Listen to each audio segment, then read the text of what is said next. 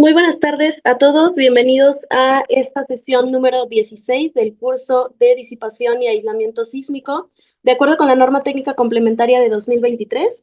Para esta ocasión contamos con la participación del maestro Javier Humberto Vargas Ortiz, quien nos va a platicar sobre la caracterización de los disipadores tipo contraventeo restringido al pandeo. Voy a permitirme leer la semblanza del maestro. Me pueden apoyar con la siguiente diapositiva. El maestro Javier Humberto Vargas Ortiz es ingeniero civil con maestría en ciencias, con énfasis en ingeniería sísmica por la UNAM y especialista en estructuras por la Universidad Pedagógica y Tecnológica de Colombia.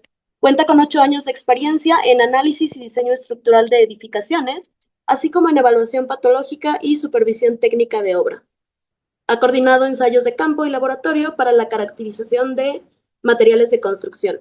Actualmente es representante de Dampo Systems en Colombia, participando en proyectos con implementación de dispositivos de protección sísmica. Además, es profesor catedrático en la especialización en estructuras de la Universidad Pedagógica y Tecnológica de Colombia. Sin más, maestro, bienvenido y le cedo la palabra. Muchas gracias, Vania. Buenas tardes a todos.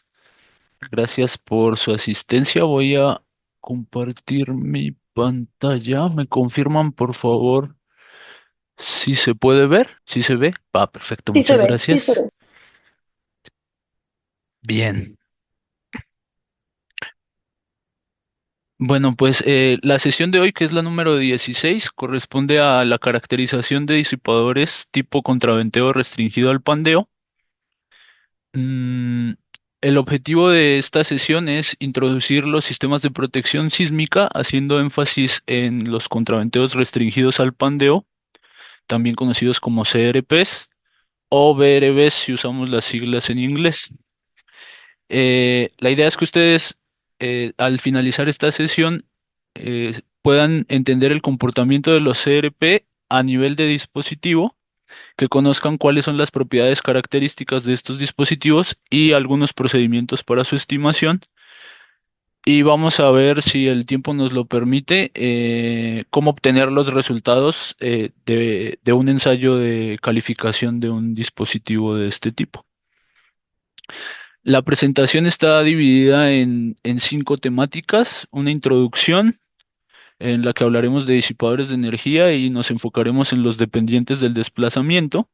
Luego abordaremos generalidades de los contravientos restringidos al pandeo, veremos sus propiedades características, veremos los requisitos normativos para los ensayos de calificación de estos dispositivos y exploraremos un caso de estudio. Entonces, a manera de introducción, eh, bueno, pues déjenme poner acá mi puntero. eh, est- Estamos enfrentando el problema de diseñar edificaciones para resistir el embate de las fuerzas sísmicas. Convencionalmente, hemos diseñado estructuras que disipan energía a través de mecanismos que buscamos controlar para evitar la presencia de fallas frágiles. Sin embargo, la disipación de energía se desarrolla a través de daño en los componentes estructurales. Por este motivo, desde los años 70 u 80, algunos investigadores a nivel mundial han puesto un gran esfuerzo en desarrollar sistemas que permitan reducir este nivel de daños en las edificaciones. El tema central de este curso es justamente hablar de sistemas de aislamiento y sistemas de control de respuesta. Y en la sesión de hoy nos vamos a enfocar en sistemas de control de respuesta que buscan disipar energía de forma estable y con un comportamiento controlado. Entonces, si hablamos de sistemas convencionales, al ser sometidos a una excitación sísmica, se van a presentar desplazamientos que asociamos a una distorsión, y este desplazamiento va a generar unas demandas inelásticas en los elementos. Entonces, estos elementos los diseñamos de forma que la disipación de energía se dé a través de algunos mecanismos. En el caso del el gráfico que estamos viendo, que corresponde a un marco, El mecanismo corresponde a la afluencia de las vigas y a la generación de unas rótulas plásticas en la base de las columnas. Y decimos que a través de esos mecanismos es que la estructura es capaz de disipar la energía que llega por el evento sísmico. Sin embargo, como se puede ver en esta imagen que corresponde a un ensayo experimental de una columna, si vemos la gráfica envolvente de estas curvas de histéresis, pues podríamos concluir que este elemento tuvo una gran capacidad de soportar las demandas a las que fue sometida, pero podemos ver el estado en el que quedó el elemento al llegar a unas distorsiones, bueno, son distorsiones grandísimas, ¿no? Del 4%, más del 4%. Entonces, mm, ¿qué podemos hacer para evitar que se presente el daño en los sistemas estructurales? Si nos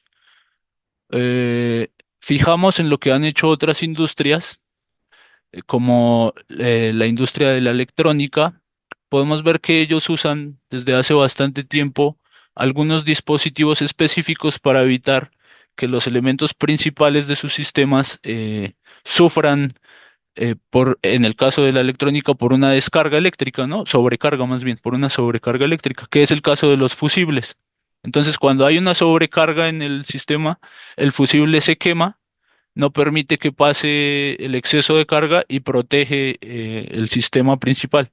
Lo mismo pasa en México le llaman pastillas, si no estoy mal, a estos elementos que tenemos en las redes eléctricas de nuestras viviendas, por ejemplo, y lo mismo, cuando hay una sobrecarga eléctrica, pues ellos saltan o se botan y no permiten que la sobrecarga llegue al sistema principal de nuestra vivienda y que queme nuestros electrodomésticos. O en el caso de la industria automotriz, pues existen amortiguadores que hacen que los embates a los que nos enfrentamos, sobre todo en nuestras carreteras que traen muchos baches, pues no lo sintamos, ¿no? Que podamos ir manejando a gusto, aunque agarremos baches. El amortiguador se encarga de absorber la energía que implica el, el golpear, pues, un bache. Entonces, en nuestro rubro de la ingeniería civil, específicamente de la ingeniería estructural, se han hecho esfuerzos para desarrollar sistemas de protección que de cierta forma emulan estos dispositivos que usan otras industrias y quise iniciar con algunas definiciones del apéndice B de la NTC de sismo del 2023, en la que se habla de disipadores de energía, que son definidos por la norma como un dispositivo que se añade al sistema primario, es adicional, y tiene el objetivo de aportar una capacidad de disipación de energía y en ocasiones, esto es en función del dispositivo que estemos empleando, una rigidez lateral. Existen diferentes formas de clasificar los disipadores de energía. Una de ellas es en función de el, el mecanismo que hace que se desarrolle fuerza en el dispositivo. Entonces puede ser a través del desplazamiento o a través de la velocidad. Y otra forma de clasificar los dispositivos es por su comportamiento, que puede verse reflejado en las curvas fuerza-desplazamiento, y pueden ser dispositivos lineales o dispositivos no lineales. En la sesión de hoy vamos a estar abordando un dispositivo dependiente del desplazamiento y que tiene un comportamiento no lineal, similar al que está representado en esta figura. Y este dispositivo, por ser un dispositivo histerético, aporta también una rigidez lateral al sistema primario al que se añada. Entonces, vamos a hablar específicamente de los VRVs o contravientos restringidos a pandeo, que como vimos es un sistema secundario que se añade a un sistema principal que en este caso está ejemplificado con este marco. Lo que buscamos es controlar la respuesta lateral. Entonces, como dijimos, al añadir estos dispositivos, vamos a aumentar la rigidez lateral del sistema completo, llamémoslo así, y esto va a hacer que las demandas de desplazamiento sean menores porque estamos teniendo una estructura más rígida. Y adicionalmente estamos concentrando la disipación de energía en el dispositivo, de tal forma que eh, esto lo van a ver en sesiones posteriores, pero lo que buscamos es evitar que la estructura principal sufra daños importantes y concentrar toda la disipación de energía en los dispositivos. ¿Y esto por qué? Porque con la actualización del reglamento hubo un cambio en la filosofía de diseño.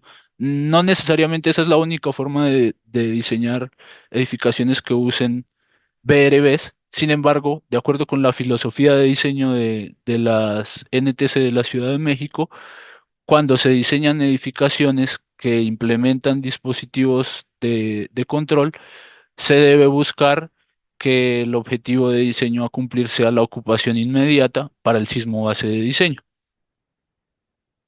Entonces, si vemos algo de historia, eh, en la sesión pasada nos acompañaron los doctores Akira Wada y Toru Takeuchi. El doctor Akira Wada, con algunos colegas suyos en Japón, inició las primeras investigaciones alrededor de los dispositivos VRBs entre los años 70 y los años 80. Y a finales de los años 80 ellos llegaron a un prototipo práctico que fue aplicado en una estructura a finales de la década de los 80 en Japón.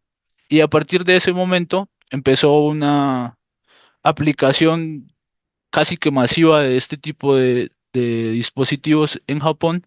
Entonces nuestros eh, colegas estadounidenses se dieron cuenta de que era un sistema que funciona muy bien y a finales de la década de los 90 empezaron también a aplicarlo en estructuras de Estados Unidos.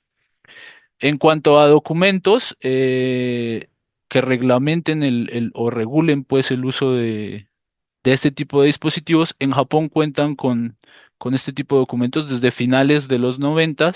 En Estados Unidos, por allá por el 2004, si no estoy mal, salió la primera guía y luego fueron incluyéndolo en los documentos de diseño que ellos tienen. Y para el caso de México, el primer proyecto que incluyó disipadores del tipo BRB como solución estructural se construyó en el año 2015. Si no me falla la memoria, es un edificio, una fábrica automotriz que queda en Toluca, si no estoy mal. Puedo estar equivocado, pero si no me falla la memoria, fue ese proyecto. Y bueno, este, ¿cuál era la idea, no? ¿Cuál era la idea que desarrollaron estos investigadores en Japón? Bueno, pues una forma eh, que también es eficaz para controlar la respuesta lateral de una edificación, es incluir contraventeos convencionales, vamos a llamarlos. Pero este tipo de contraventeos tienen un problema cuando se ven sometidos a carga de compresión. Ya vamos a profundizar un poco en eso. Entonces, lo que ellos buscaron fue una forma de controlar este tema del pandeo y obtener un comportamiento como el que se representa en este esquema, que es prácticamente simétrico y muy estable.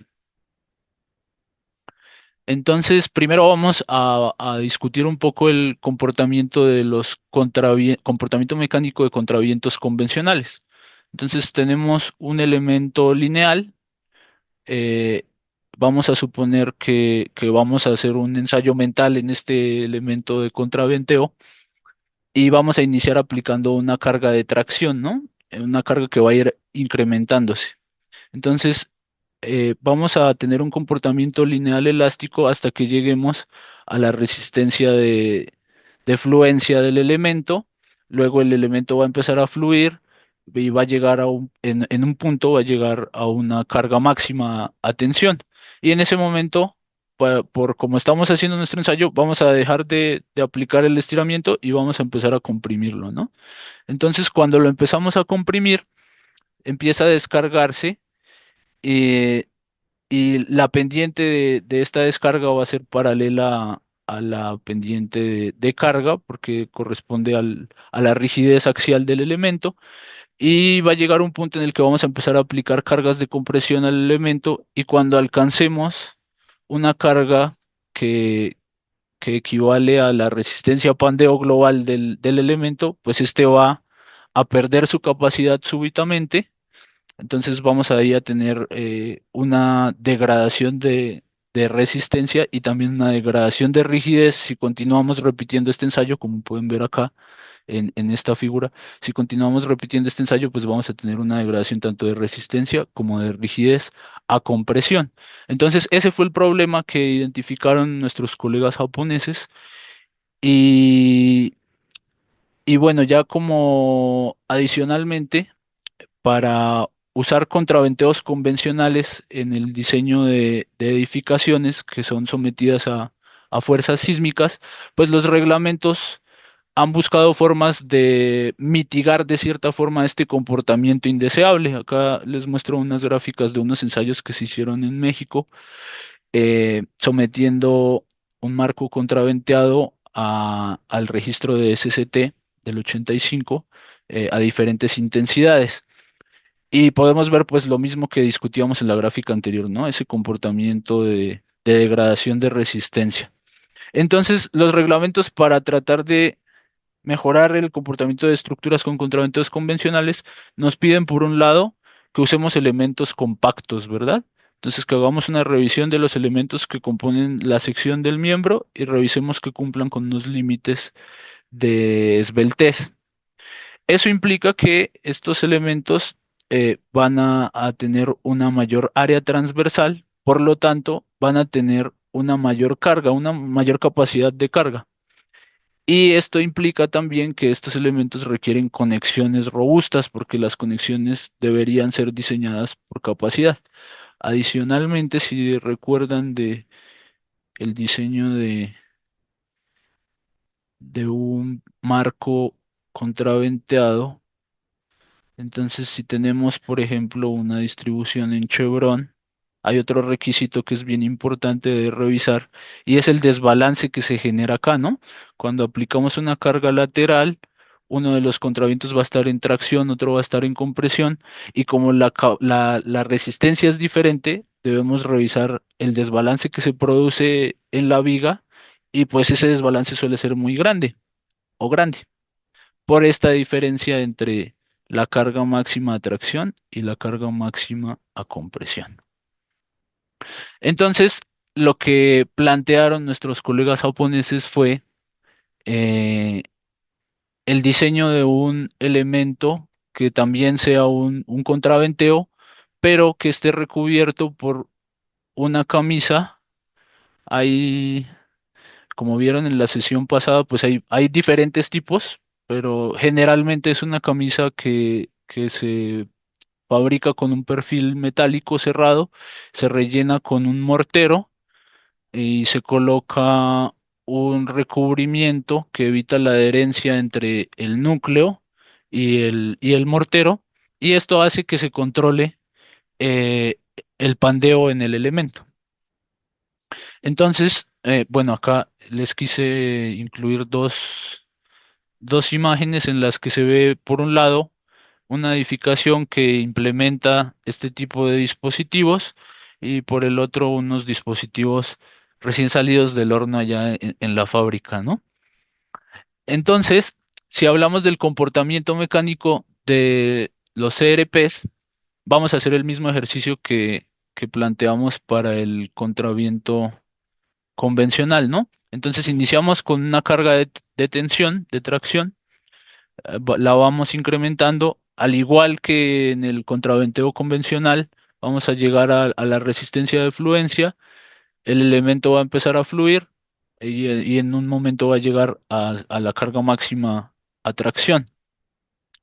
Pero la diferencia está cuando eh, revertimos la carga, ahora estamos aplicando cargas de compresión, llegamos a la zona de compresión del comportamiento y logramos llegar a la carga de fluencia nuevamente, pero esta vez a compresión, porque este elemento que confina al núcleo nos permite desarrollar la fluencia en el núcleo del dispositivo. Y esto lo podemos repetir, como vamos a ver ahorita más adelante, lo podemos repetir varias veces y el dispositivo va a seguir comportándose de manera estable. Entonces, si comparamos el comportamiento entre un contraventeo convencional y un contraventeo de pandeo restringido, en este caso vamos a pensar que el núcleo y la sección del contraventeo convencional tienen la misma sección, por eso tienen la misma carga de fluencia, y, bueno, y son del mismo material. Entonces, a tracción podemos tener un comportamiento similar, pero a compresión, pues vemos la ventaja, ¿no? Por un lado, tener capacidad de soportar más carga, pero por el otro, tener un comportamiento muy estable y otra cosa, estable y repetitible, ¿no? Que son dos cosas bien importantes.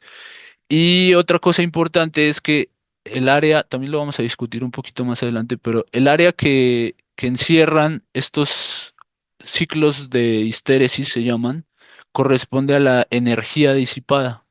Entonces, si comparamos el área que encierra el ciclo de histéresis de un contraventeo convencional con la que encierra un contraventeo restringido al pandeo, pues podemos ver la diferencia, ¿no? Que es significativamente mayor.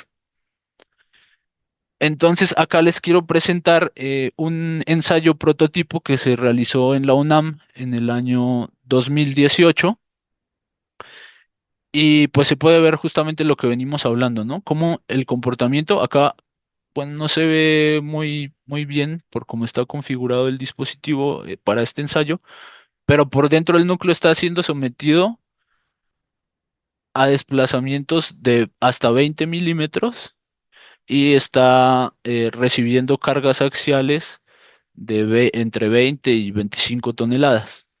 Y podemos ver que el comportamiento es muy estable para todos los ciclos de carga que se realizaron, es estable, no se observa ninguna degradación en la resistencia, caso contrario al de los contravientos convencionales.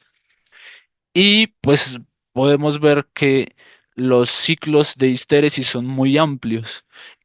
Otra cosa que podemos ver de estos resultados experimentales es que la carga máxima de compresión es ligeramente mayor que la carga máxima de tracción.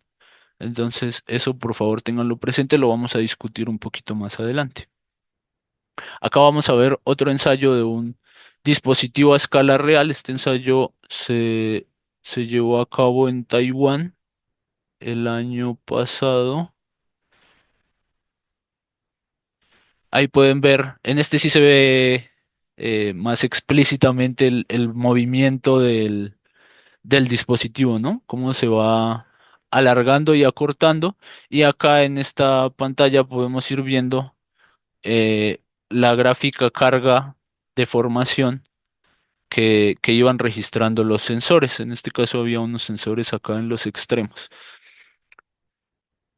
Mm, bueno, y estamos hablando de disipadores histeréticos o controlados por desplazamiento. Los VRBs no son los únicos. Hay otros disipadores de este tipo. Por ejemplo, acá les muestro un ensayo de otro disipador que se llama el DAMPO 1505. Acá el mecanismo de disipación de energía es un poco diferente. En el VRB es fluencia del núcleo de acero a carga axial y acá también es fluencia de acero, pero de estas placas y estas placas fluyen a flexión. Entonces, hay otro tipo de dispositivos, no vamos a profundizar en ellos el día de hoy, pero pues es importante saberlo, ¿no? Y bueno, ahora nos vamos a saltar, no a saltar, sino vamos a seguir con las propiedades características de los contravientos restringidos a pandeo.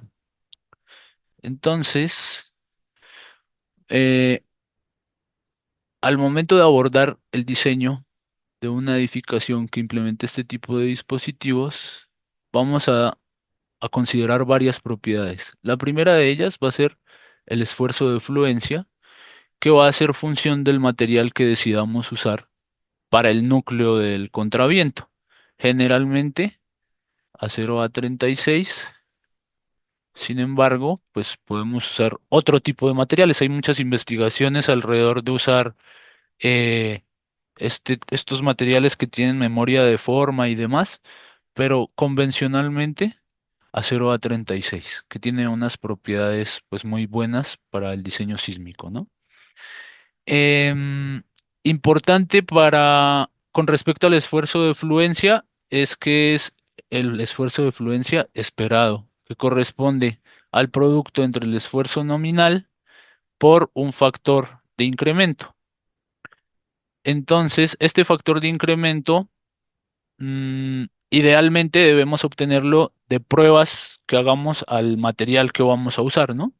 Sin embargo, hay algunos valores de referencia que podemos usar, como los que se muestran en la tabla 16113 de la norma técnica de diseño y construcción de estructuras de acero del 2023. Entonces, este RY, ¿de qué depende? Del tipo de acero que usemos y del elemento que estemos empleando. Si es una placa, un perfil o un tubo, puede haber diferentes valores de este cociente que los pueden revisar acá o los pueden obtener mediante pruebas experimentales. Entonces, eso es con respecto al material. Ahora, una vez tengamos definido el material, eh, y mediante un proceso de diseño que van a estar viendo ustedes más adelante, pues vamos a tener definida una geometría para el dispositivo y con base en esa geometría y las propiedades del material vamos a estar en capacidad de definir la carga de fluencia del dispositivo. Y también con base en la geometría que se define en el diseño, vamos a estar en capacidad de definir una rigidez del disipador y por último, un condicionante que podemos llegar a tener para la longitud del disipador, pues es justamente la geometría de nuestra estructura principal, ¿no? Tal vez en un proyecto nuevo podamos jugar un poco con la ubicación de las columnas para buscar una mejor orientación del dispositivo. Con orientación me refiero tal vez a esta inclinación o ese tipo de cosas, pero en un proyecto existente que vayamos a reforzar, pues esto nos va a condicionar, ¿no? Y entonces ya vamos a tener definida una longitud del dispositivo. Específicamente hablando de la geometría del núcleo, que es el que realmente se lleva el trabajo de disipar energía, entonces podemos ver tres áreas bien definidas, ¿no? Que están acá delimitadas. Tenemos un área central, que es donde deseamos que se desarrolle todo el trabajo inelástico y la disipación de energía. Y tenemos dos áreas o secciones extremas, las cuales esperamos que se comporten de manera elástica ante la carga máxima que se desarrolle en el área central. Para que eso suceda, debemos mantener una relación de anchos donde el ancho de los extremos sea más grande, yo le pondría acá dos veces más grande que el ancho del núcleo, ¿no? Este dos veces es muchas veces más grande, ¿no? Porque queremos que se comporte de manera elástica y queremos concentrar todo el comportamiento inelástico en el núcleo. Em, una forma de dimensionar el área de la zona central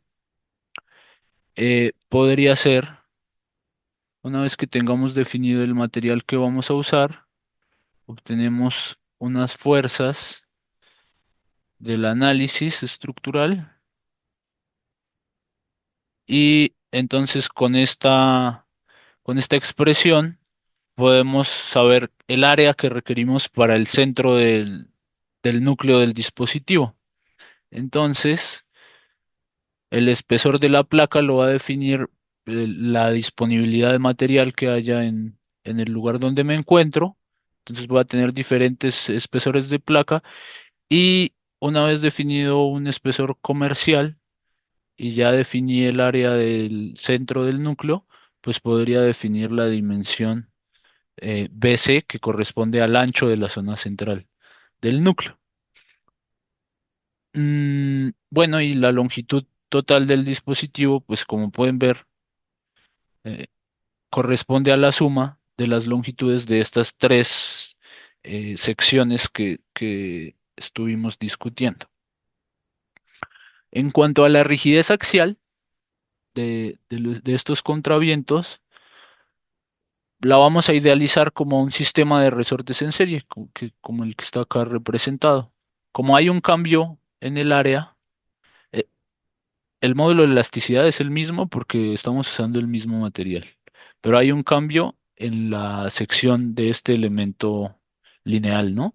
Entonces, lo que podemos hacer es estimar una rigidez de un sistema en serie, para lo cual hacemos uso de la ley de Hooke, que nos dice que la carga es proporcional al desplazamiento en una constante que es la rigidez, ¿no?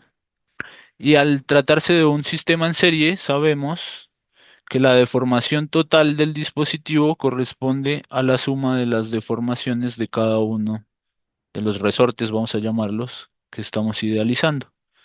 Entonces, si despejamos o reemplazamos en esta ecuación eh, el, el cociente entre la carga y las rigideces, pues tenemos que la carga se mantiene igual para todos los segmentos porque es un sistema en serie.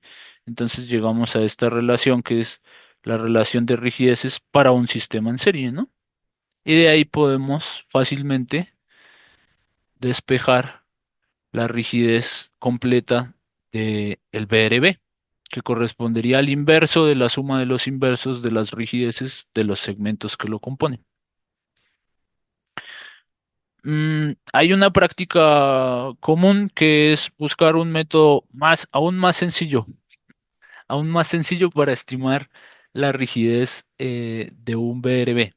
Y este consiste en idealizarlo como un elemento lineal de un área constante que corresponde al área central del núcleo y usar un factor de rigideces que acá llamamos FK, el cual al multiplicarlo por la rigidez de este elemento de sección constante nos va a dar la rigidez del BRB.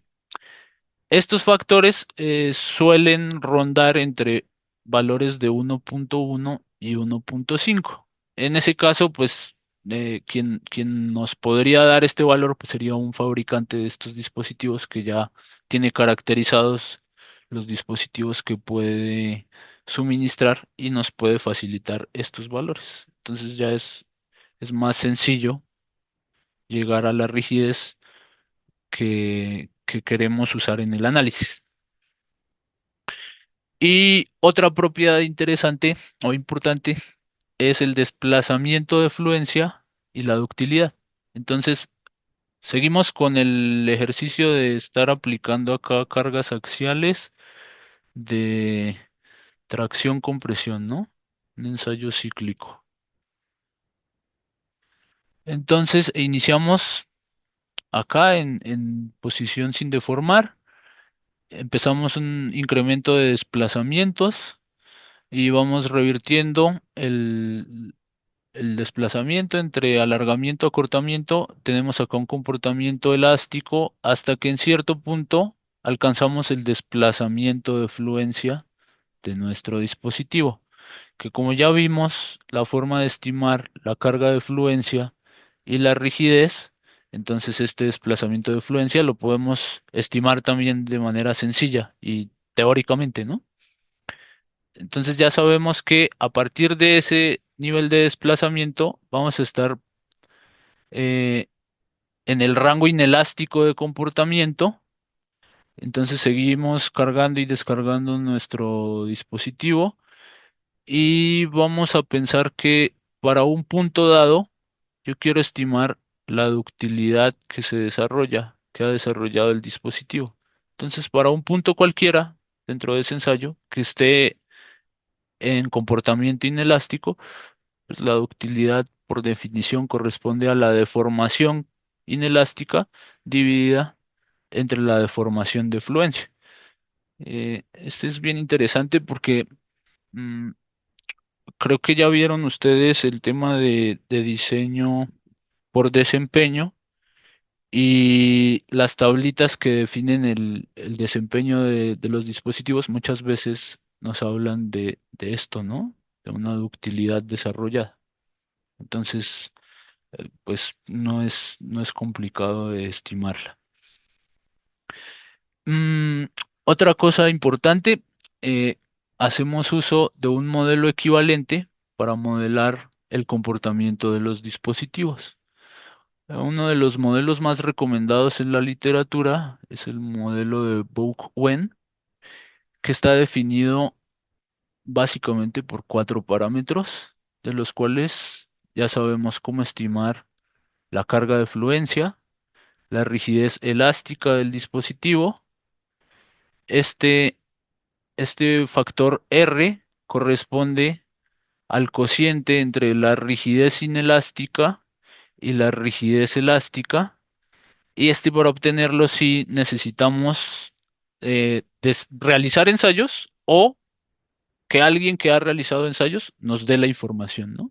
Entonces, generalmente pueden encontrar valores recomendados en la literatura o pueden acercarse a un proveedor de los dispositivos y preguntarle, oye, ¿en qué valores anda tu coeficiente de relaciones pendiente inelástica o pendiente elástica? Y por último está este factor alfa que describe la transición entre el comportamiento elástico y el comportamiento inelástico. Entonces, si ustedes ven acá esta curvita, pues no tiene un cambio abrupto, sino que va cambiando eh, de forma suavizada, ¿no? En función de este factor alfa, el modelo busca representar este suavizamiento de esa transición. Entonces, si yo le doy un valor muy grande, se vuelve algo casi recto, y si le doy un valor pequeño, menor que uno o cercano a uno, pues se vuelve más suavizado, ¿no? Esos son los cuatro parámetros que definen a este modelo. Y otra cosa que hacemos es simplificar el comportamiento a un modelo bilineal equivalente, que es este que estamos observando acá. Entonces, este comportamiento histerético, buscamos un modelo bilineal equivalente que de forma aproximada nos lleve a una respuesta similar. Mm, si nos vamos a los ensayos, me gustaría hacer un repaso de qué nos dice la normativa alrededor de los ensayos de estos dispositivos. Entonces, si nos vamos al apéndice B en la sección 3.4, se nos habla de ensayos. Hay unos requisitos generales en los que nos dicen que lo que buscamos es determinar las características mecánicas reales de los dispositivos, y esto se hace por medio de imponer deformaciones cíclicas de acuerdo con lo que se indica en B3.4. Bueno, otra cosa que nos dice el reglamento es que en cuanto a los materiales, al caso del acero, requerimos certificaciones con base en estándares existentes para tener las propiedades, pues, de los materiales. Y hay una sección específica para los contravientos restringidos a pandeo que nos remite a la norma técnica complementaria de acero. Entonces, pues vámonos para allá, ¿no? Entonces, si nos vamos a la NTC de acero, vamos a ir a la sección 16, que corresponde a estructuras dúctiles, sistemas contraventeados y específicamente con contravientos restringidos a pandeo. Y nos dice que para validar el comportamiento de los dispositivos se deben realizar pruebas, como se indica en la NTC Sismo, que es lo que acabamos de ver. Bueno, ahí hay más cosillas que pueden revisar, pero nos quedamos como con lo irrelevante, y nos manda a la sección 16328. Entonces seguimos ahí escarbando y llegamos a 16328, pruebas de contraventos restringidos a pandeo, y pues nos manda a ISC 34122, capítulo K3. ¿Listo? Entonces ahora nos vamos al capítulo K3 de ese documento. Y acá nos hablan de ensayos cíclicos para calificación de contravientos restringidos a pandeo. Igual, ahí hay varios requisitos de ensayo que pueden revisar en el documento. Acá les va a quedar el nombre, pero nos vamos a quedar con ¿qué debemos controlar en el ensayo? Debemos controlar el nivel de deformación axial. ¿Cómo lo debemos hacer? Aplicando una secuencia de pruebas que está definida como un protocolo que tiene el F es el 6 incrementos de desplazamiento. Y este desplazamiento, que es el que vamos a controlar, es función del desplazamiento de fluencia del dispositivo, lo pueden ver acá la definición, desplazamiento de fluencia, y de un desplazamiento de diseño, una, un desplazamiento que debe ser al menos igual al correspondiente al sismo de diseño. Entonces, ese es el protocolo que nos plantea ISC 341. Y por lo tanto, el que también nos estaba pidiendo el reglamento de la Ciudad de México, como acabamos de ver. Adicionalmente, bueno, pues hay unos requisitos más, como les digo. Uno que quise traer a colación fue requisitos de prueba de los materiales, y pues necesitamos hacer pruebas de tensión para determinar la resistencia del acero que vamos a usar. Mm, y pues acá nos dicen qué pruebas debemos hacer, ¿no? Entonces, una vez que realizamos un ensayo de estos, vamos a obtener una gráfica carga-desplazamiento como la que estamos observando en pantalla y como la que hemos visto, ya vimos en el videito cómo se va formando.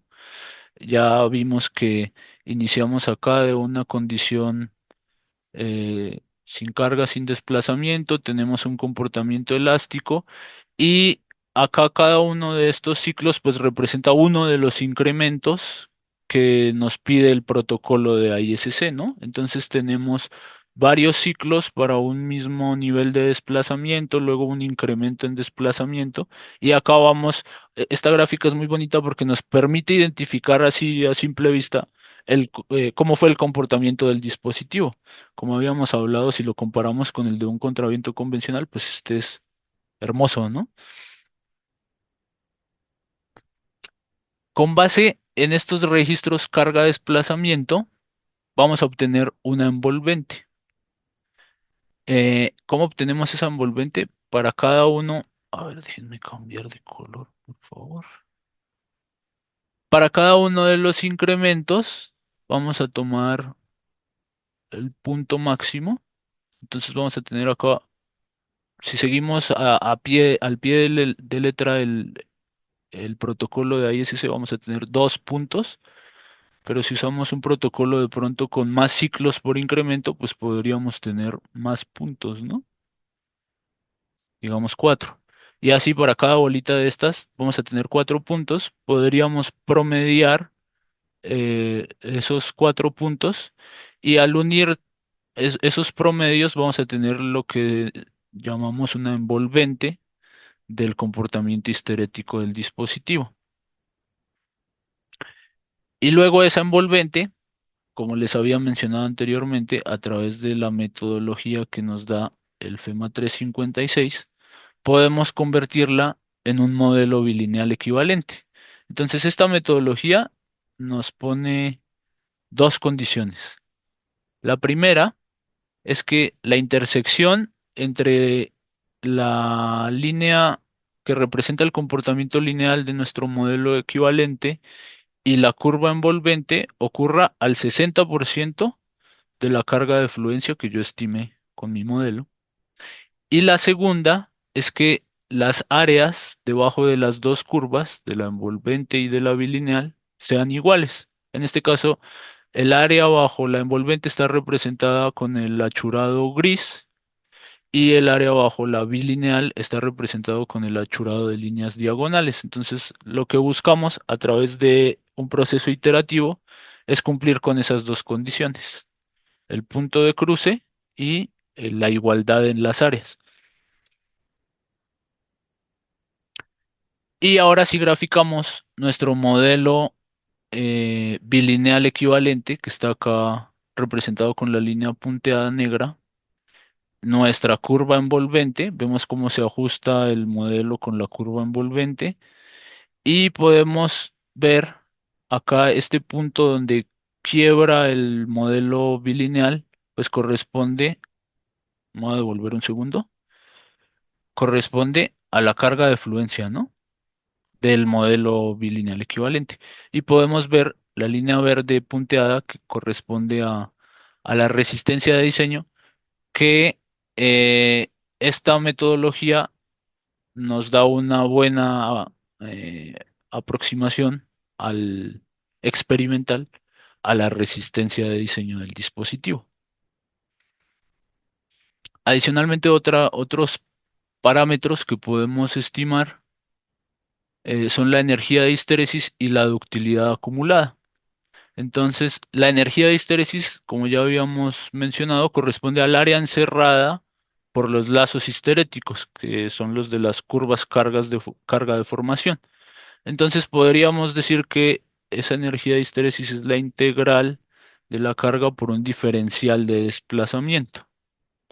Como estas historias de carga y desplazamiento corresponden a registros de medición, entonces podemos usar un método numérico, en este caso la regla del trapecio, para estimar la energía para cada instante de tiempo.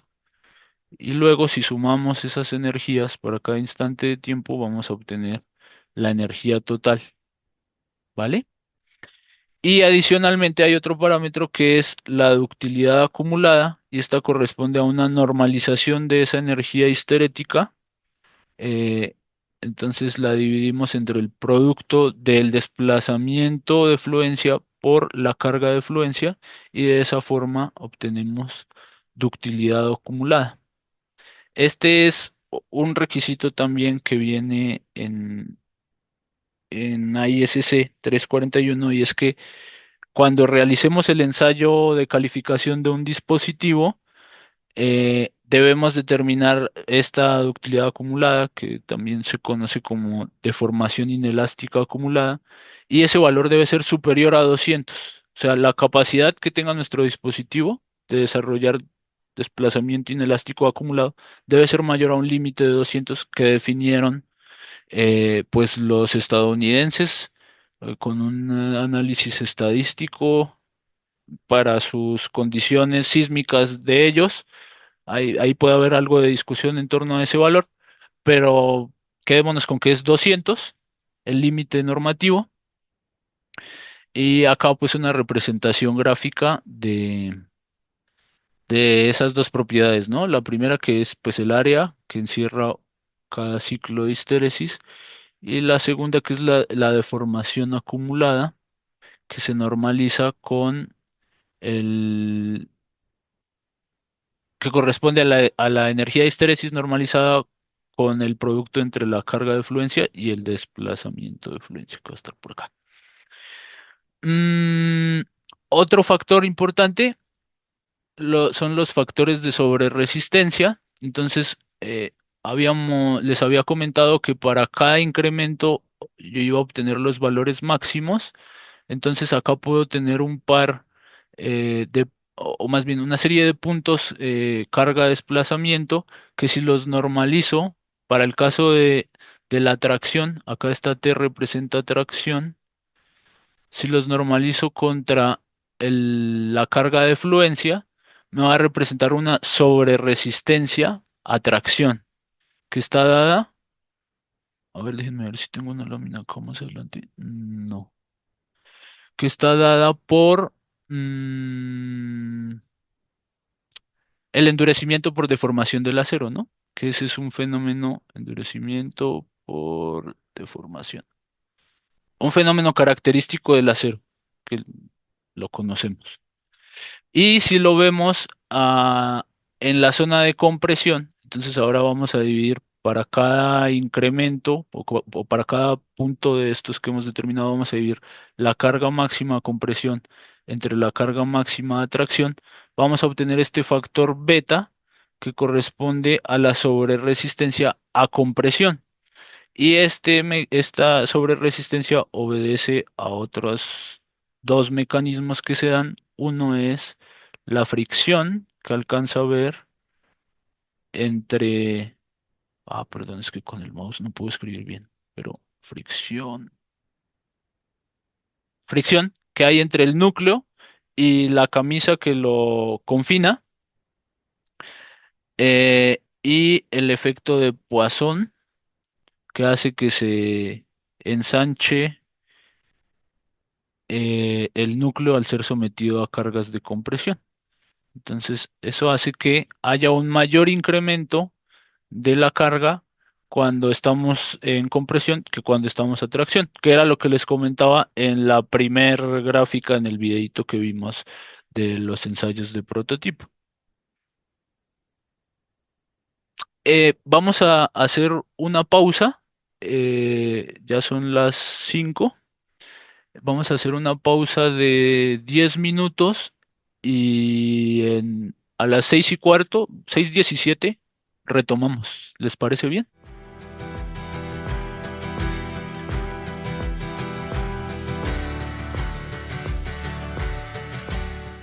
Muchas gracias, maestro Javier, y te cedo la palabra.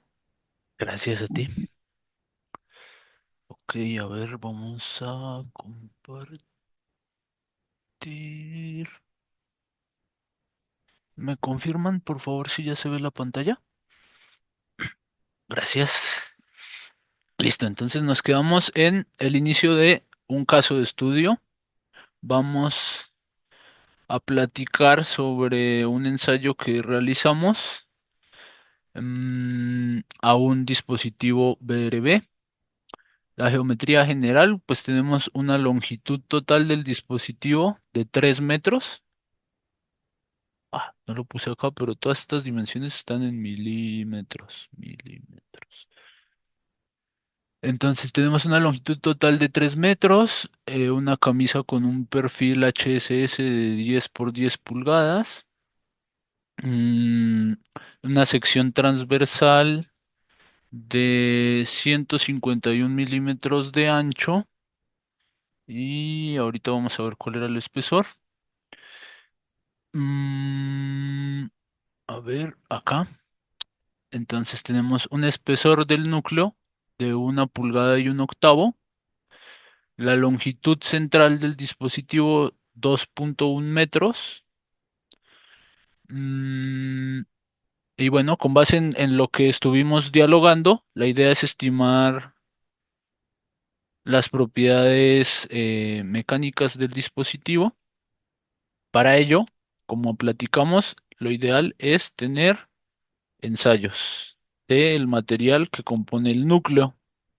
En este caso se extrajeron dos muestras de la placa con la que se fabricó el núcleo y acá están reportadas las resistencias de fluencia obtenidas en esos ensayos. Entonces nos vamos a quedar con el promedio de estos dos valores para hacer la estimación de las propiedades mecánicas. Y bueno, adicionalmente hay otros valores de resultados de los ensayos que se hicieron, ¿no? Entonces, acá tenemos, por un lado, el factor de sobreresistencia, que este ya no corresponde al que nos indica la tabla que hablamos de la NTCA 0, sino que es obtenido de los resultados de los ensayos considerando un FY nominal de 2.549 kilogramos por centímetro cuadrado. Eso nos da un RY de 1,13. La carga de fluencia, que ya vimos que la podíamos obtener, sabemos que esfuerzo es igual a fuerza sobre área. Entonces, el área ya la conocemos porque el dispositivo ya existe y ya tenemos la geometría, ¿no? Entonces, el área es un dato. El esfuerzo correspondería al esfuerzo de fluencia que lo obtuvimos de los ensayos que hicimos. Entonces, de acá podemos despejar esta carga de fluencia, que para el caso de este dispositivo sería de 1225 kilonewtons. La rigidez elástica, que vimos cómo calcularla para el sistema de resortes en serie con base en la geometría que está definida anteriormente, corresponde a 351 kilonewtons por milímetro. Y el desplazamiento de fluencia, pues ya conocemos carga de fluencia y rigidez elástica, entonces también lo podemos obtener de forma sencilla, 3.5 milímetros. Vamos a quedarnos por ahora solo con esos datos. Entonces, hablando del arreglo experimental, este dispositivo fue ensayado en el Laboratorio de Estructuras de la Universidad Javeriana en Bogotá. El montaje consistió de un marco de carga o marco de soporte que tenía un actuador ubicado en la parte superior y el dispositivo se ancló a este marco de ensayos con unas placas de extremo que se pueden ver acá en la foto y pues el actuador estuvo alargando y acortando el dispositivo. En cuanto a la instrumentación, el actuador de carga cuenta con un sistema para registrar el nivel de carga que se alcanza durante la prueba y en el dispositivo se instalaron dos sensores de desplazamiento, uno en la parte superior y otro en la parte inferior. Ellos eran los que iban registrando la deformación axial del dispositivo. El protocolo de ensayo, en este caso, si recuerdan el protocolo de ISC, nos decía incrementos de desplazamiento con 2 ciclos. En este caso, nosotros aplicamos un protocolo que tiene 4 ciclos por cada incremento. Es mayor a lo que exige el protocolo de pruebas del ISC, ¿no? Entonces vamos a tener un mayor número de ciclos y vamos a tener mm, estos desplazamientos de control que están en función al inicio de la carga de fluencia, uno que corresponde al 50% de la carga de fluencia, otro a la carga de fluencia, y después van a estar en función del desplazamiento de diseño, que vimos que está definido como el desplazamiento correspondiente al sismo de diseño, o mayor. Al menos debe ser el desplazamiento correspondiente al sismo de diseño. En este caso, ese desplazamiento es de 4 veces el desplazamiento de fluencia del dispositivo. Entonces, realizamos el ensayo y registramos con los sensores LVDT las deformaciones axiales en el dispositivo y con la celda de carga registramos la carga que estaba siendo transmitida al dispositivo. Acá, me voy a regresar un segundo que no les comenté algo.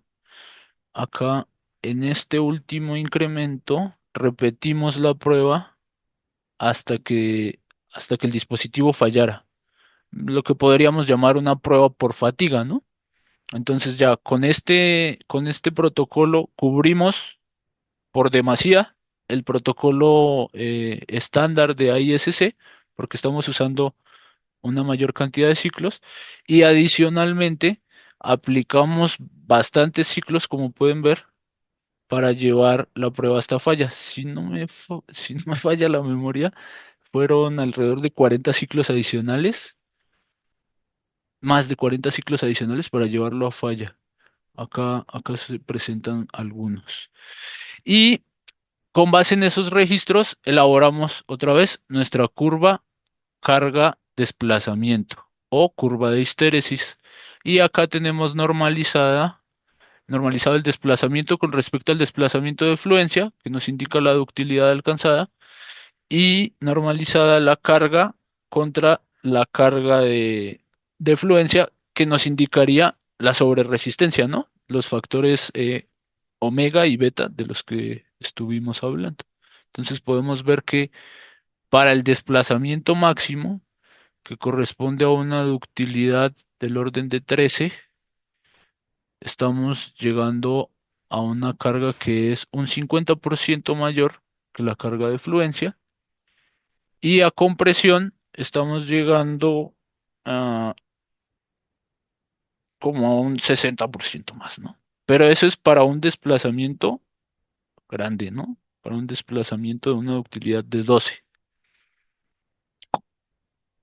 Y lo que les quiero proponer es que intentemos replicar este ensayo a través de un modelo analítico. Vamos a aprovechar para ver cómo se modelan estos dispositivos, una forma de modelarlos en el programa de análisis de su preferencia. En este caso yo voy a estar usando ETAPS, pero la mayoría, si no todos los programas comerciales incluyen el modelo que hablamos, que es el modelo de Wen, y es el que vamos a estar utilizando en este ejercicio. Entonces vamos a iniciar un modelo nuevo. Escogen sus unidades favoritas. A mí me gusta el sistema internacional. Vamos a definir un eje en cada dirección y un solo nivel. Si recuerdan, la longitud del dispositivo era 3 metros, entonces nos quedamos con estos 3 metros de altura de piso y creamos nuestro modelo, ¿no? Si me permiten, para que no me duelan mis ojitos, le pongo el fondo negro y nos vamos a quedar solo con una vista en elevación, que va a ser el eje 1. Listo. Entonces vamos a replicar el ensayo que hicimos en de forma analítica, ¿no? Entonces lo primero es definir eh, nuestro elemento. Si se van en etapas, si se van a definir propiedades de sección, hay una que se llama link, propiedades de link. Por defecto viene creada una, vamos a modificarla. Si le dan a agregar nueva, les va a salir la misma ventana. Entonces vamos a llamar a esto BRB. Y como vimos, el modelo que vamos a usar es el de Wen. Hay otros modelos, incluso acá hay uno que es específico para BRBs, que tiene en cuenta otras condiciones para desarrollar el comportamiento histerético. Sin embargo, para este ejercicio vamos a usar el de Wen. Entonces vamos a activar las propiedades en dirección U1, que corresponde a la dirección axial del elemento, y vamos a decirle que son propiedades no lineales. Entonces cuando le damos en modificar, se va a abrir esta ventana en la que vamos a vaciar las propiedades que definimos para el dispositivo. Como lo que queremos hacer es replicar el ensayo, las propiedades que vamos a usar son las propiedades experimentales, ¿vale? Entonces, me voy a ir a un archivo de Excel donde tengo los resultados del ensayo. ¿Si están viendo todo lo que estoy haciendo o se quedó la imagen en mi presentación? Sí se ve, maestro. ¿Sí se Sí se ve? ve lo que Ah, está súper. haciendo. Perfecto, muchas gracias. Entonces, lo primero, teníamos los registros de carga y de desplazamiento. Entonces vamos a agregar acá una gráfica para visualizarlos. En este caso, como son muchos datos, se pone un poquito lento. Perdón. Vamos a llevarnos esta para arriba. Entonces tenemos acá el registro de cargas. Sí le cuesta. El registro de cargas, y vamos a copiar esta acá. y vamos a dibujar el registro de desplazamientos. Mm, listo. Entonces ya tenemos los dos registros que medimos. Vamos a desarrollar todo el proceso que estuvimos viendo en la explicación de los ensayos, solo que yo ya tengo hecho algo de la talacha para que no nos tome mucho tiempo, ¿vale? Entonces nos vamos a llevar estas dos gráficas, que son los registros que medimos, a esta otra hojita donde tenemos los valores pico. Entonces, lo que, lo que hay que hacer es, para cada uno de los ciclos, escoger el valor pico, que es lo que yo ya tengo acá en esta tabla. Entonces, para el registro, a ver, déjenme quitar este título que me hace ruido acá. Para el registro de cargas, entonces voy a agregarle los picos, que son estos de acá. En X va el tiempo y en Y va la carga. Mm, listo, aceptar. Y vamos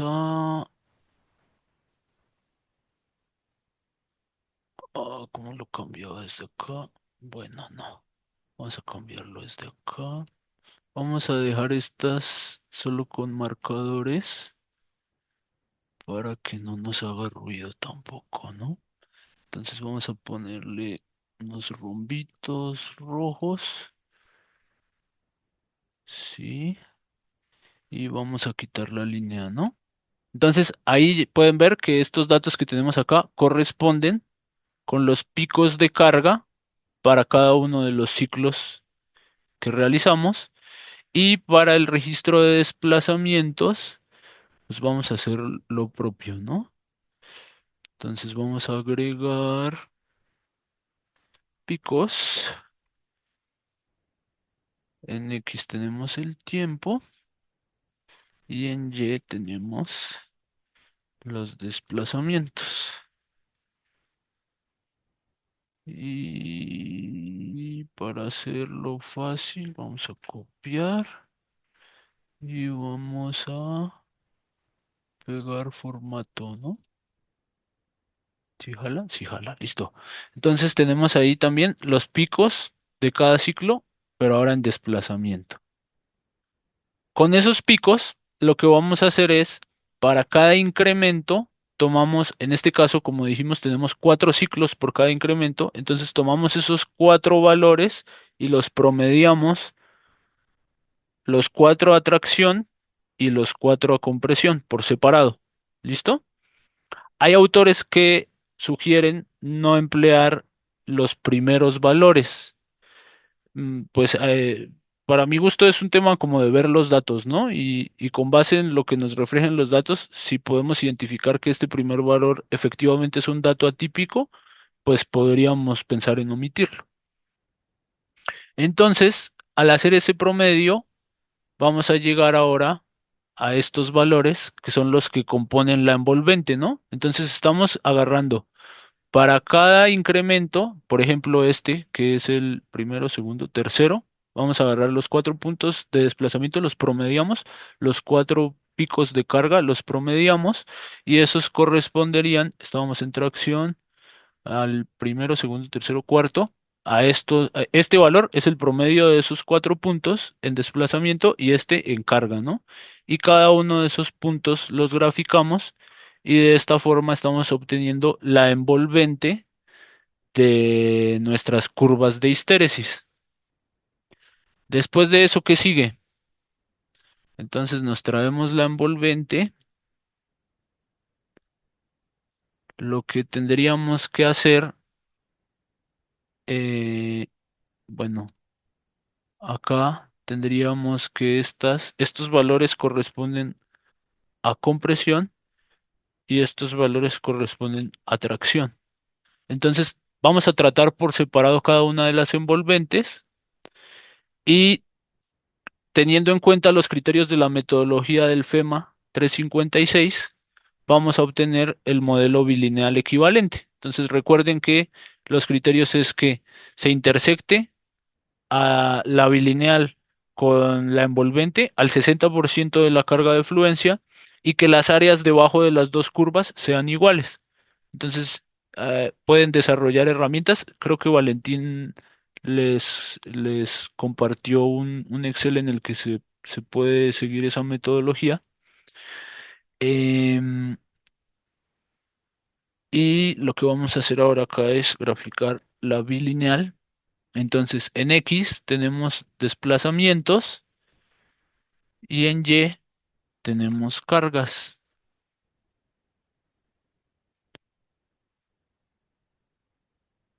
Y se queda pensando un ratico, pero a ver, creo que sí se arregló.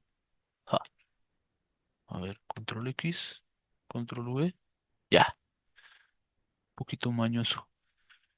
Entonces vamos a dejar una línea negra punteada para que podamos ver la del fondo y le vamos a quitar los marcadores. Ninguno. ¿Listo? Entonces acá podemos ver en rojo nuestra envolvente y en negro nuestro modelo bilineal. Y obteniendo este modelo bilineal, dijimos que es la forma o es una forma de obtener las propiedades experimentales de, del dispositivo. Entonces, en este caso, vamos a, perdón si muevo mucho por acá, pero vamos a poner esta. Y si nos vamos a las propiedades teóricas que están acá, entonces vamos a comparar, ¿no? Lo primero que vamos a hacer es comparar las propiedades teóricas que estimamos con base en la resistencia del material y en la geometría del dispositivo con los resultados experimentales que vienen de las mediciones que hicimos durante la ejecución del ensayo. Entonces, teníamos un desplazamiento de fluencia de 3.5 milímetros. Si vemos en tracción, nuestro resultado es un desplazamiento de fluencia de 3.6 milímetros. Está muy cercano al valor teórico. Y en compresión tenemos un valor de 2.8 milímetros. Está un poco alejado del valor teórico. Esto puede deberse a la interacción que existe entre el núcleo y la camisa cuando están trabajando a compresión, pero también puede deberse al método que estamos usando para estimar las propiedades experimentales, porque a fin de cuentas esto es un método aproximado, ¿no? Estamos aproximando el comportamiento primero a una envolvente y luego a un modelo bilineal equivalente. Sin embargo, atracción, pues sabemos que el acero es un material que, que se comporta de manera muy predecible, por llamarlo de alguna forma. Entonces, este valor nos da confianza en que la resistencia a fluencia está cercana a lo que esperamos, que es el 3.5. Y de igual forma, la rigidez, entonces traíamos un valor teórico de 1225 y acá anda en 1217, demasiado cerca, 1220, también muy cerca. Mm, perdón, esto no es rigidez, esto es carga. Pero sí estaba leyendo el valor de carga. Carga de fluencia, que es lo que leemos del modelo bilineal. Y teniendo ya nuestros desplazamientos y cargas experimentales, pues también podemos de forma sencilla estimar rigideces, ¿no? Las rigideces, pues corresponden la elástica a la pendiente de la primera línea de nuestro modelo y la inelástica a la pendiente del segundo segmento. Entonces acá hay un resumen de las propiedades que obtuvimos. Ahora sí vamos a hablar de la rigidez. A compresión tenemos 443 y a tracción tenemos 337 en kilonewtons milímetro. Pues vemos también que son valores que a tracción están muy cercanos del valor teórico, que es lo que esperamos, y a compresión se alejan un poco, por lo que ya platicamos igual con respecto al desplazamiento de fluencia. Puede ser una opción. Y con base en estos resultados, pues también podemos promediar los valores a tracción y a compresión. Entonces vamos a tener una carga de fluencia promedio, un desplazamiento de fluencia promedio, una rigidez elástica promedio y el alfa promedio, que si ven los valores promedio, pues están cerca de lo esperado, ¿no? El desplazamiento anda en 3,2 y el teórico en 3,5. La carga anda en 1218 y la teórica en 1225. Y la rigidez anda en 390 y la teórica anda en 351. Entonces, podríamos estimar diferencias y estamos en valores muy cercanos a lo esperado, obtenidos experimentalmente. Entonces, lo que vamos a hacer es, para este ejercicio, vamos a usar estas propiedades promedio experimentales para caracterizar nuestro dispositivo en etapas, en este caso. Las voy a poner aquí a un ladito para leerlas. Entonces, teníamos que en rigidez tenemos 390 kilonewton milímetro, que serían 390.000 kilonewton metro, ¿verdad? Resistencia a la fluencia tenemos 1218,5, vamos a irnos con 1219. Y la relación entre la rigidez postfluencia a la rigidez fluencia, dijimos que era 0,04. Y este exponente era el alfa que les comenté en la presentación cuando hablamos del modelo de Buen, que es el que define el suavizado de la transición entre el comportamiento elástico y el inelástico. Pues ese sí, lo que hay que hacer es, con base en los resultados de ensayos, calibrar ese factor para que se acople el modelo a lo que observamos experimentalmente. Para este caso, vamos a usar un valor de 0,9 y vamos a discutir luego cómo se comportó, ¿no? Entonces ya creamos nuestra propiedad BRB. Adicionalmente, si quieren, en ETAPS, si quieren agregar parámetros de aceptación para hacer una revisión por desempeño, los pueden agregar acá. Generalmente los reglamentos definen en términos de desplazamiento. Entonces ahí en las tablitas que vienen en el reglamento pueden ver qué valores corresponden y con base en las propiedades del dispositivo pues pueden definir el desplazamiento que corresponda, lo asignan acá y pues ya van a tener directamente en los resultados del análisis la evaluación del desempeño de este elemento. Por ahora vamos a omitir eso. Mm, Otra cosa, la masa y el peso pues van a ser función de la geometría y del material. En el caso de los contraventos restringidos a pandeo tenemos el núcleo de acero y adicionalmente tenemos la camisa, que es un elemento también de acero, y el relleno, que es mortero o concreto. Entonces, pues ahí lo que hay que hacer es estimar ese peso o ir al catálogo de un proveedor. Ahorita les enseño el de Dampo donde pueden consultarlo y obtener estos valores para los dispositivos que vengan en el catálogo, que puede ser una primera aproximación para un modelo, ¿no? Para un diseño. Entonces nos vamos a quedar por ahora así y ya tenemos definido nuestro link. Entonces lo vamos a montar en nuestro set de pruebas. Ya vimos que tiene una longitud de 3 metros y vamos a asignarle restricciones en los dos apoyos. En este caso, para que el modelo no nos dé problemas de inestabilidad, vamos a asignar empotramientos. Como el link solo tiene definidas propiedades axiales, eso correspondería a hacerle rótulas en los extremos, ¿no? Que igual no es relevante para este análisis que vamos a hacer en este momento porque solo vamos a aplicar desplazamientos axiales.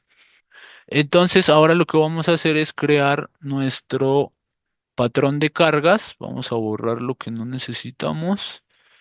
Este lo vamos a llamar desplazamiento y le vamos a poner en tipo otro. Ok. Ahora, en los casos de carga, mm, pues este realmente no lo necesito.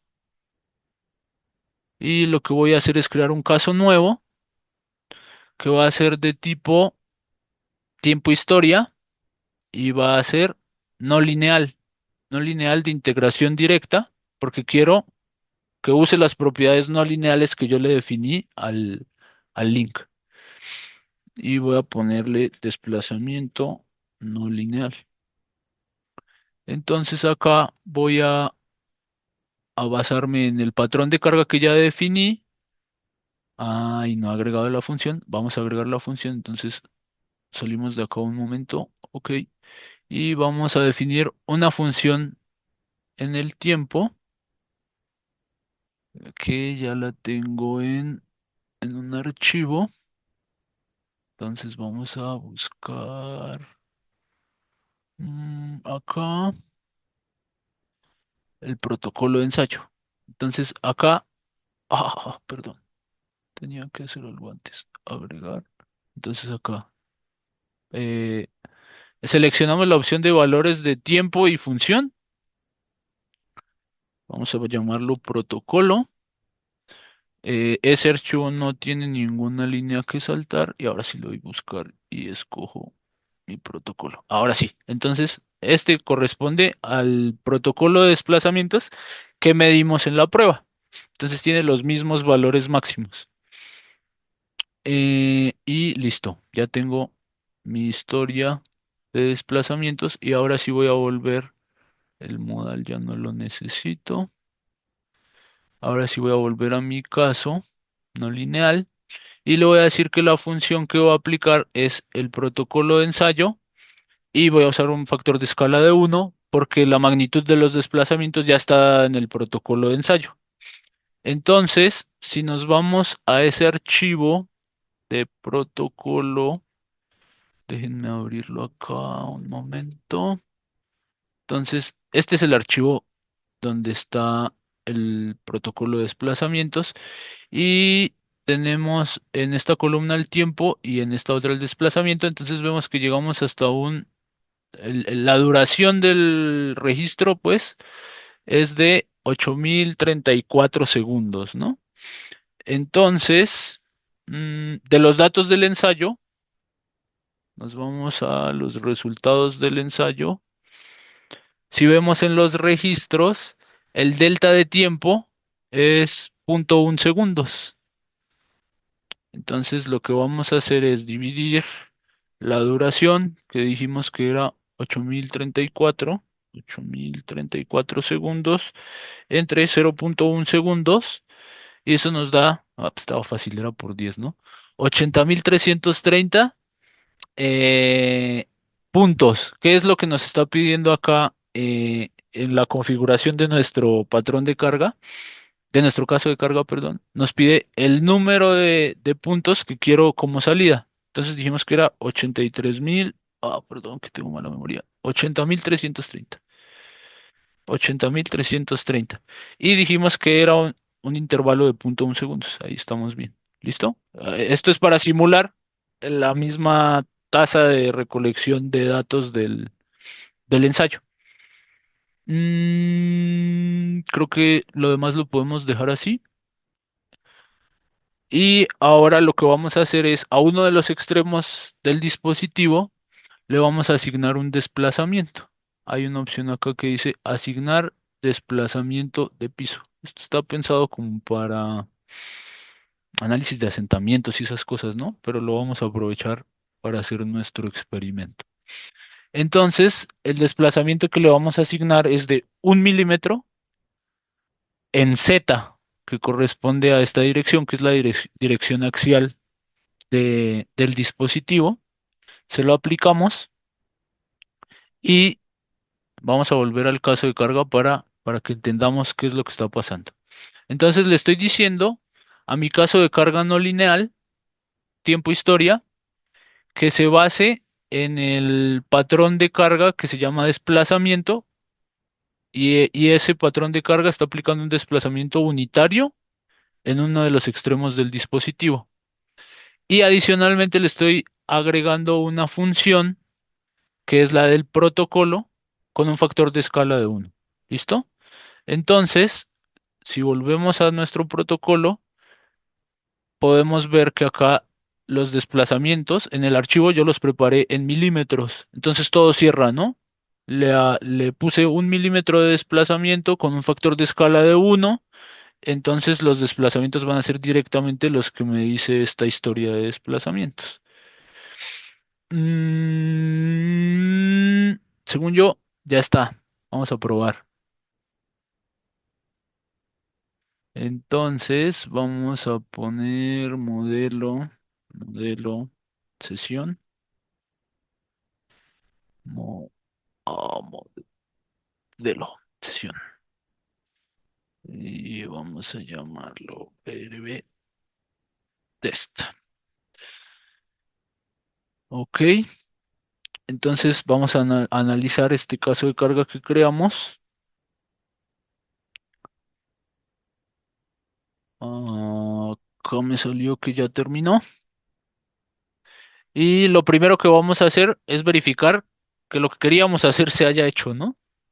Entonces, teníamos un desplazamiento máximo en el protocolo, vamos a volver al protocolo, de 37.97 milímetros. Entonces, si le pedimos que nos dé la deformada, para el caso no lineal, le pedimos el máximo. Entonces vamos a ver el desplazamiento en este nudo es de 37.97 milímetros, ¿no? Que era lo que queríamos. Y si vemos el mínimo, pues debería ser la misma magnitud, pero en dirección contraria.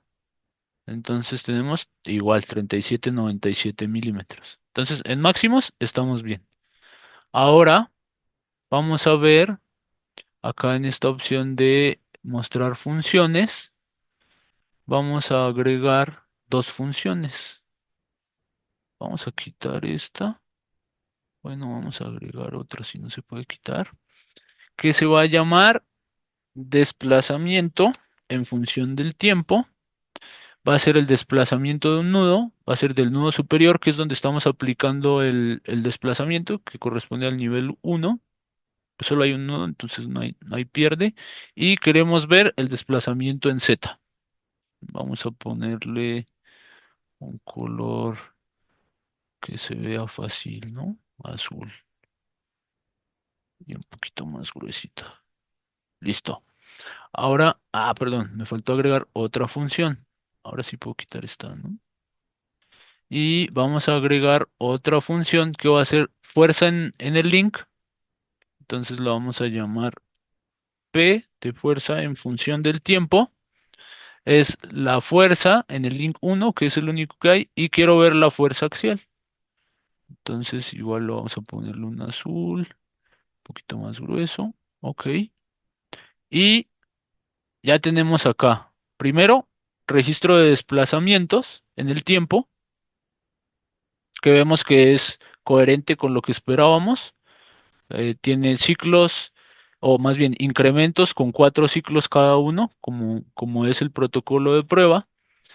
Y en carga, entonces vamos a cargar acá la función de carga. Entonces también tiene un comportamiento muy similar al que observamos en las gráficas experimentales. Andamos acá, la resistencia a fluencia, si lo recuerdan, andaba por el orden de 1200, que anda por acá. Em, Listo.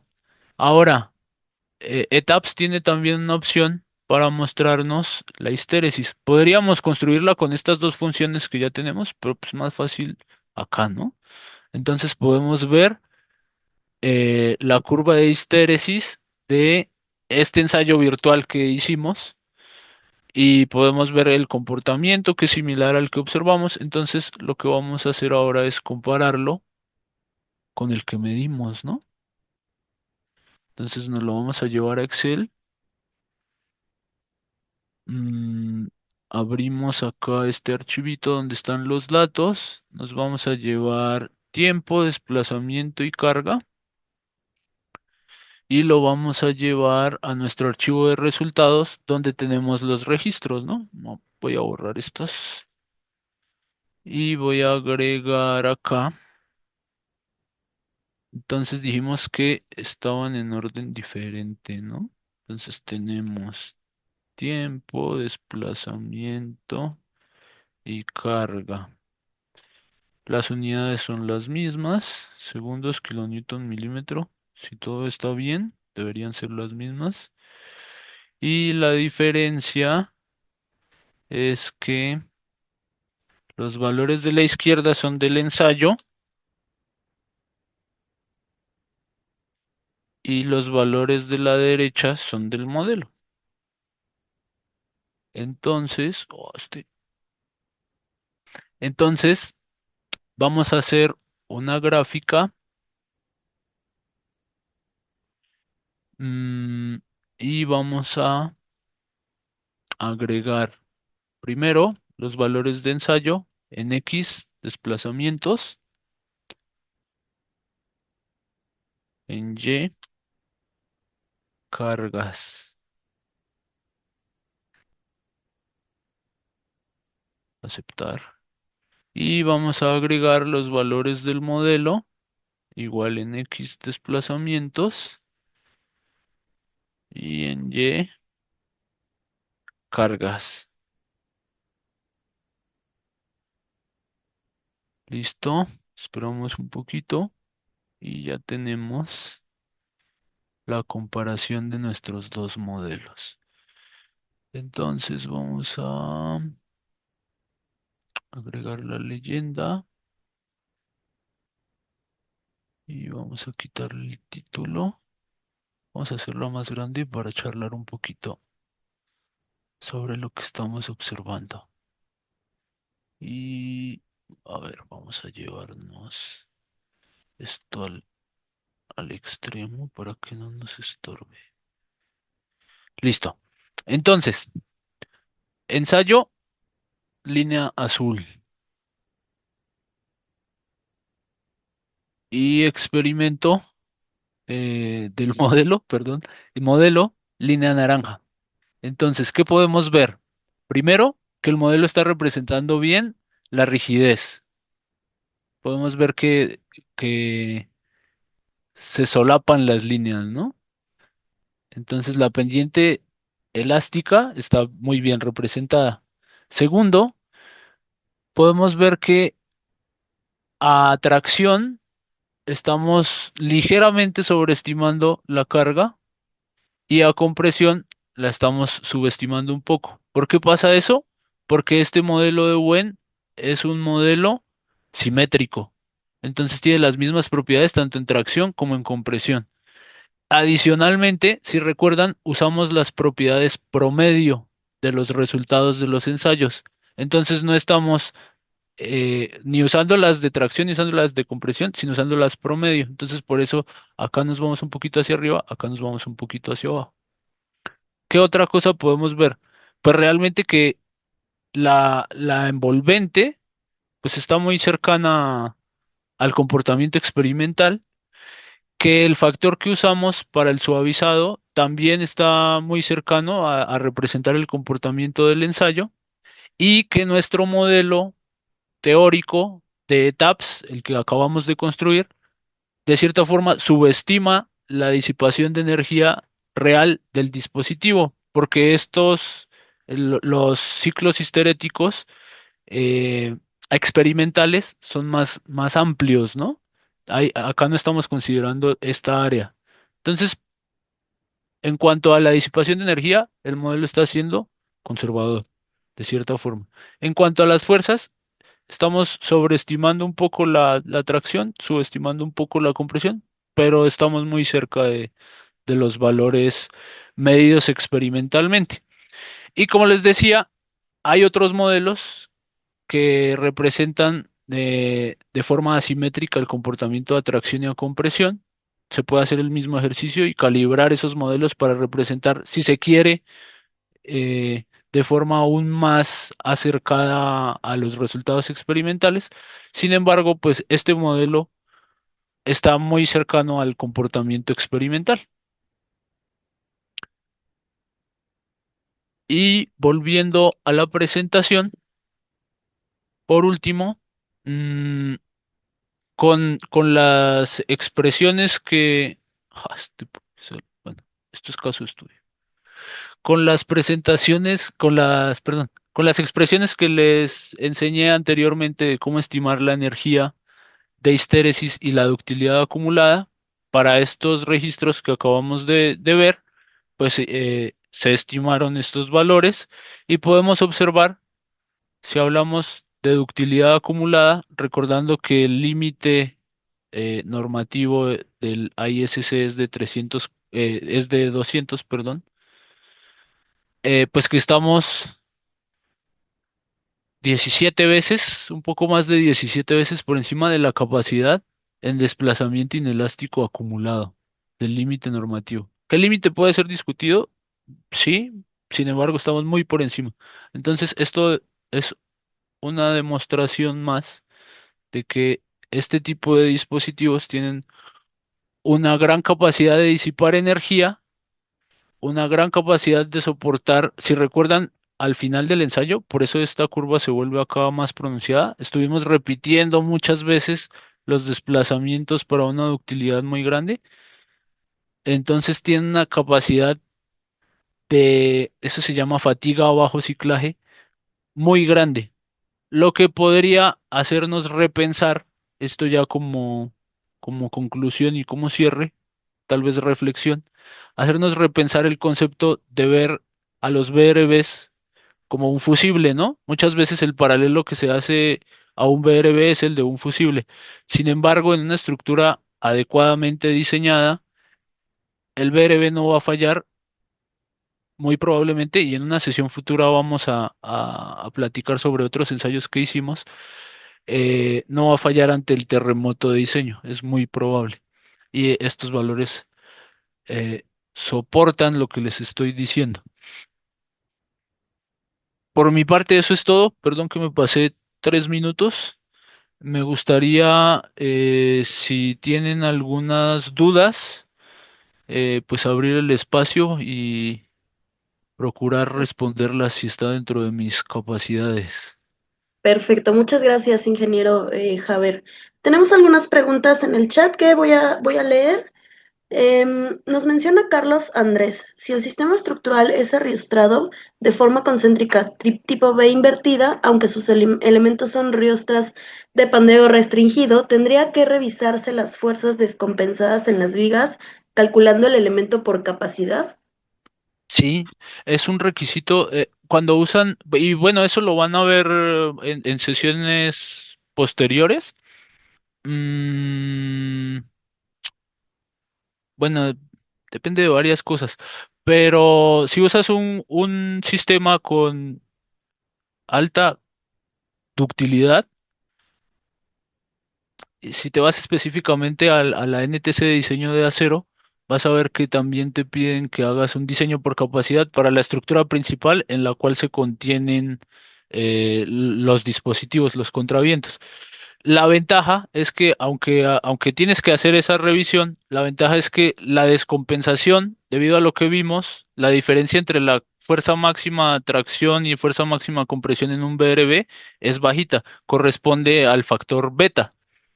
Estuvimos viendo ahí que anda como por el orden de 1.11 ese valor. En cambio, en contravientos convencionales, si no estoy mal, la carga compresión la tienes que estimar como 0.3 la carga tracción. Entonces ahí ya la diferencia es muy grande y por eso la descompensación es mayor. Entonces te va a requerir una viga que pueda soportar esa descompensación. Espero De haber acuerdo, solucionado la pregunta. muchas gracias. Nos preguntan también, ¿de qué material consiste el relleno del núcleo del elemento a ensayo? El del ensayo era mortero. En general, el material de relleno suele ser mortero o concreto. Dependerá, cada fabricante puede tener ciertas especificaciones para su material.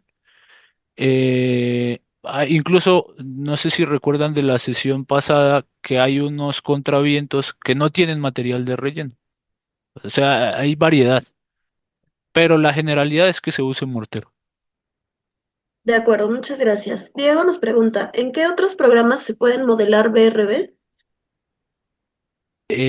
Bueno, yo sé que en Midas se puede y no me ha tocado ver en otros programas, o sea, no he revisado proyectos en otros programas diferentes a Midas y ETAPS, entonces hasta ahí podría llegar mi respuesta. Sin embargo, yo pienso que todos los programas comerciales o la mayoría deben tener formas en las que se pueda modelar este comportamiento no lineal y el comportamiento histerético de los BRBs. En el caso de que no lo tuvieran, pues habría que ver una forma de crear un modelo simplificado a partir de un elemento tipo barra, ¿no? Podría ser otra forma, como con rótulas plásticas. Habría que calibrarlo, pero podría ser una opción. De acuerdo, muchas gracias, ingeniero. David nos pregunta, ¿se publicaron los resultados del ensayo en algún papel? En algún papel. Eh, s- a ver, déjame pensar de este. Hay unos artículos que publicamos. Eh, Me lo llevo de tarea para decirles en dónde se han publicado resultados de los ensayos. Hemos publicado algunos artículos, hay otros que están en proceso de revisión. Entonces, me lo llevo de tarea y yo creo que en la plataforma del curso podríamos estar compartiendo esa información. De acuerdo, muchas gracias. También la misma persona nos dice que si no se presenta circularidad al calibrar el modelo numérico con los datos del ensayo antes de analizar y cómo se calibró el parámetro alfa. Circularidad. Eh, con circularidad creo que se refiere como a que haya ¿cómo se llama eso? O sea, que las dos cosas dependen de sí mismas, ¿no? Perdón que no me llega la palabra en este momento.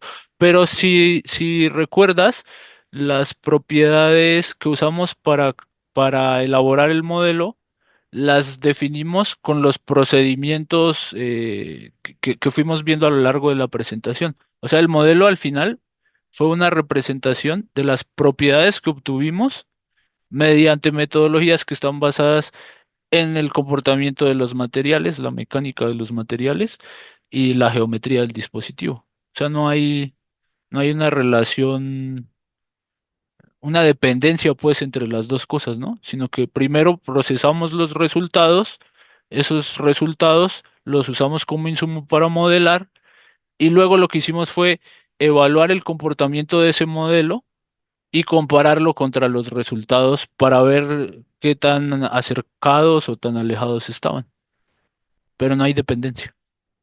De acuerdo, muchas gracias. Ah, y Yo el, creo y el factor alfa realmente es prueba y error, probar muchas veces, perdón que te interrumpí, Vania, pero no te se me preocupes. había quedado ese valor. Prueba y error porque si estudian el modelo de Wen, ese factor alfa entra dentro de una ecuación diferencial que no tiene como un significado físico así muy, muy sencillo de entender. Entonces lo más sencillo realmente es asignar varios valores de alfa y ver cuál se ajusta mejor a la curva experimental. Eso lo podemos hacer muy rápido. Perfecto, muchas gracias. Y yo creo que vamos a tomar quizá un par más porque para no extender demasiado la sesión, nos preguntan, ¿cuáles serían los criterios para reemplazar un BRB en una estructura una vez que ha experimentado varios sismos? ¿Se requiere tener instrumentada la estructura para visualizar el daño de los BRBs? Esa es una pregunta muy interesante. Eh, Vamos a tener otra sesión más adelante en la que vamos a hablar de resultados experimentales de otros ensayos que hemos hecho y ahí vamos a platicar un poco de índices de daño. Eh, Existen formas de estimar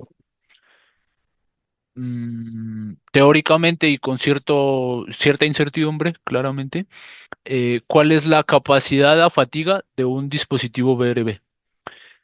En cuanto a la instrumentación, bueno, también hay varias propuestas desde la academia. Eh, Hay propuestas de tener un modelo gemelo y un edificio instrumentado. Entonces, podrías obtener el registro del evento y metérselo a tu modelo gemelo de la estructura, revisar teóricamente o analíticamente cómo se comportaron los dispositivos y cuánta de su vida fatiga consumiste. Esa podría ser una opción. Hay diferentes opciones como propuestas, pero vamos a ver un poquito más alrededor de eso en una sesión futura. Excelente, muchas gracias. Em, mm, a ver, tomemos esta. En las pruebas de laboratorio, los dispositivos, ¿qué ductilidad desarrollan? Si se refiere a ductilidad pico, sería la que estimamos como un desplazamiento dado dividido entre el desplazamiento de fluencia. En el caso del ensayo que vimos, fue de 12 y va a depender del protocolo de ensayo que definamos. Mm, Creo que el ensayo en el que yo he participado con una ductilidad pico más grande fue de 15 e igual el dispositivo soportó el protocolo completo y, y varios ciclos para hacerlo fallar por fatiga. Si se refiere a ductilidad acumulada, que fue otro concepto que vimos, em, esa es función de la historia de deformaciones. Es otra cosa que vamos a ver en la siguiente sesión que tengan conmigo, digamos. Lo que hemos observado es que en función de la historia de desplazamientos, la capacidad de ductilidad acumulada puede variar, puede ser más grande o más pequeña. Sin embargo, para, para los niveles de deformación que se obtienen de los protocolos, en general, eh, estos dispositivos andan con ductilidades mayores a 1000. En el ejemplo que vimos está en 3000 y punta, no me acuerdo, era una de las últimas láminas. En otros ensayos que hemos hecho andan por 1500, 1100, más o menos de ese orden de magnitud. Muchas gracias a todos nuevamente por su asistencia. Gracias, maestro Haber, y pues por acá nos estaremos viendo en otras sesiones. Vale, muchas gracias a ti, Vania, y a ustedes por su asistencia. Un abrazo y que estén muy bien. Feliz noche.